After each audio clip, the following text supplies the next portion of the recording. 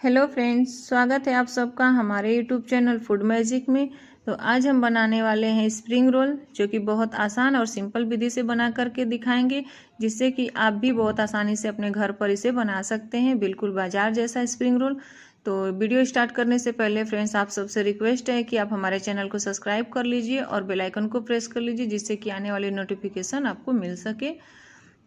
Spring roll बनाने के लिए मैंने ले लिया है 150 ग्राम के लगभग मैदा और 200 ग्राम आलू उबाल करके इसका छिलका उतार लिया है और आलू को हमने मैश कर लिया है। 100 ग्राम हमने लिया है पनीर, इसे हमने कद्दूकस कर लिया है। साथ में लिया है भुना हुआ मूंगफली, इसका छिलका उतार लिया है हमने। और हरी मिर्च और अदरक को कूट करके तैयार कर लिया है और कुछ मसालों को साथ में ले लिया है।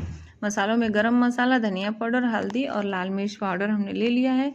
तो सबसे पहले हम स्टफिंग तैयार करेंगे, तो उसके लिए हमने गैस पर चढ़ा दिया कढ़ाई और कढ़ाई में डाल दें लगभग 1 बड़ा चम्मच तेल। अब उसमें डालेंगे हम पंचफोरन और थोड़ा सा जीरा, इनको हम चटकने देते हैं।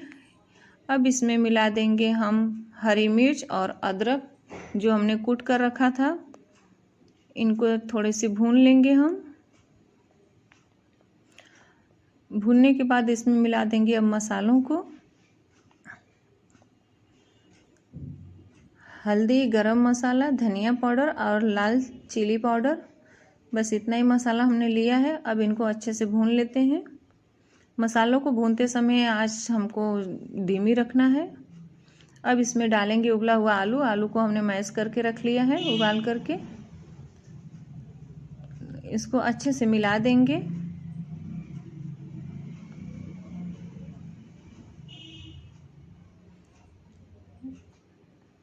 आलू को अच्छे से मिला करके हमें भून लेना है। अब इसमें मिलाएंगे हम स्वाद अनुसार नमक,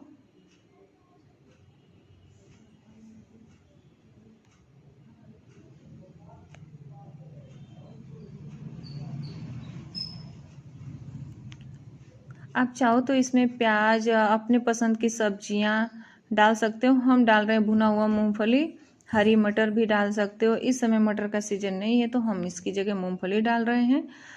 तो स्टफिंग हमारा तैयार है। अब ऊपर से हम सजा देंगे हरी धनिया और इसे एक प्लेट में निकाल लेंगे।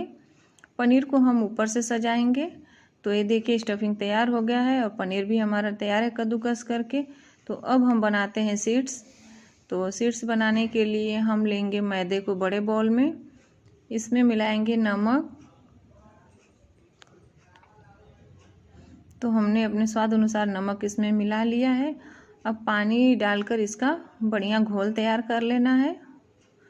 ध्यान रखना मैदे में और कुछ नहीं मिलाना है, सिर्फ नमक मिलाएंगे और थोड़ा थोड़ा पानी डालते हुए इसे बढ़िया सा घोल तैयार कर लेंगे। घोल हमें बिल्कुल गाढ़ा नहीं और नहीं बिल्कुल पतला तैयार करना है, बिल्कुल इस तरह से घोल हमारा बन करके तैयार करना है। तो अब इस घोल को हम एक छन्नी की मदद से छान लेंगे, जिससे कि इसमें जो गुठलियाँ हो वो निकल जाए। तो हम छन्नी से इसको छान लेते हैं।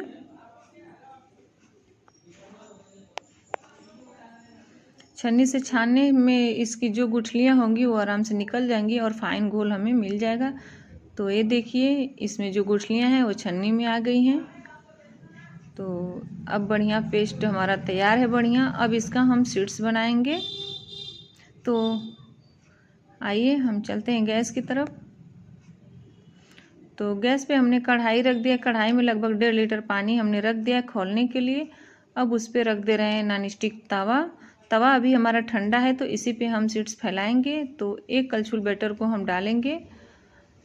आपको ध्यान रखना है ठंडा तवा पर ही डालना है और इसको इसी तरह से घुमाकर पूरा हम फैला देंगे अच्छे से। तो ये देखिए फैला दिया। अब 1 मिनट तक इसको हम पकाएंगे भाप से। डायरेक्ट हमें फ्लेम पे नहीं पकाना है। तो 1 मिनट हो गए हैं और ये अच्छे से पक करके तैयार है। अब इसे हम फ्लेम से उतार लेते हैं नीचे। एकदम ऐसे जब ये पक जाएगा फ्रेंड्स, तो ये हल्का पारदर्शी हो जाएगा। तो 1 मिनट लगभग लगते हैं इसको पकने में। तो इसे हम उतार लेते हैं। अब चाकू की मदद से हम इसका साइड से ऐसे निकाल लेंगे। किनारे को छुड़ा लेने के बाद इसे आराम से धीरे धीरे इस तरह से निकाल लेना है बहुत ही हल्के हाथों से इसे खींच करके निकाल लेना है। आपको बहुत तेज नहीं खींचेंगे वरना ये फट जाएगा। तो ये देखिए बहुत पतला और एकदम पारदर्शी हमारा स्प्रिंग रोल के लिए शीट्स तैयार है। इसी तरह से अब हम दूसरा फैला लेंगे। तवा को हमने नीचे ही रखा है तो हम दूसरा बैटर को फैलाएंगे। तो ये देखिए दूसरा बैटर भी हमारा बढ़िया से तैयार है। अब इसको हम फिर ले चलते हैं कढ़ाई पे रख देंगे। तो ये देखिए हमने कढ़ाई पे रख दिया है। पानी हमारा तेज उबल रहा है जिसके भाप से ये पक जाएगा। इसे पकाने में लगभग 1 मिनट ही लगते हैं। तो इसे भी हमने उतार लिया है। दूसरा शीट्स भी तैयार है। इसी तरह हम सारे शीट्स बना करके तैयार कर लेंगे।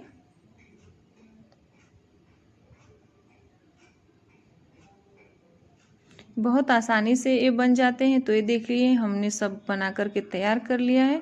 अब चलते हैं इसको फिलिंग करने के लिए। तो हम एक शीट्स लेंगे और इसे इस तरह से थाली पे फैला देंगे और बीच में रखेंगे स्टफिंग। आप अपने हिसाब से स्टफिंग भर सकते हैं कितना आपको पसंद है। अब इस पे हम पनीर रखेंगे ऊपर से। इनको फोल्ड करेंगे।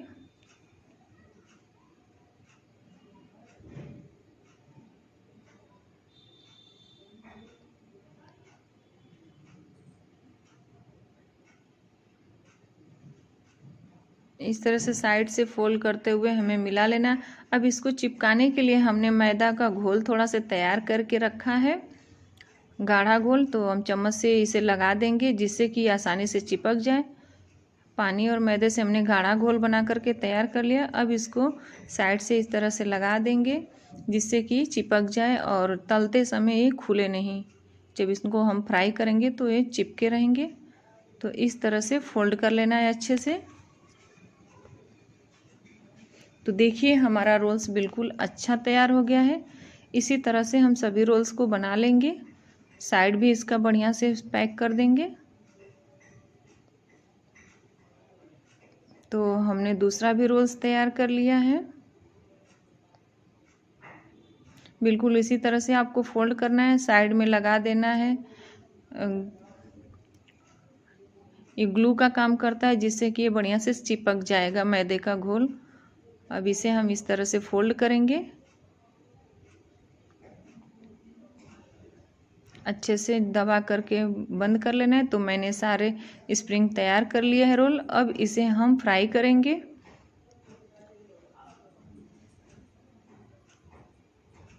तो फ्राई करने के लिए हमने गैस पे तेल गरम कर लिया है। कढ़ाई में हमने रिफाइन ऑयल लिया है। तेल हल्का सा गरम हो जाएगा तो हम उसमें एक एक करके डालेंगे और मीडियम फ्लेम पे इसे तलेंगे।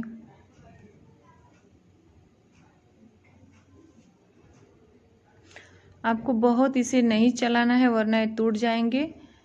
मीडियम फ्लेम पे हमें जब थोड़ा सा एक साइड से पक जाए तो पलट लेना है। तो ये देखिए बिल्कुल ब्राउन गोल्डन ब्राउन हो गया है।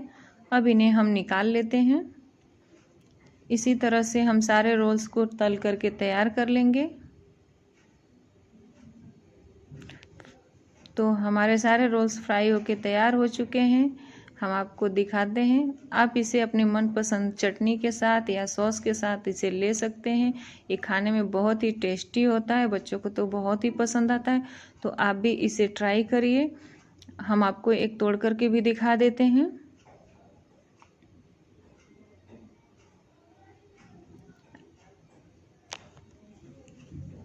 तो ये देखिए हम इसको काट लेते हैं और ये बहुत ही अच्छा और क्रिस्पी बन करके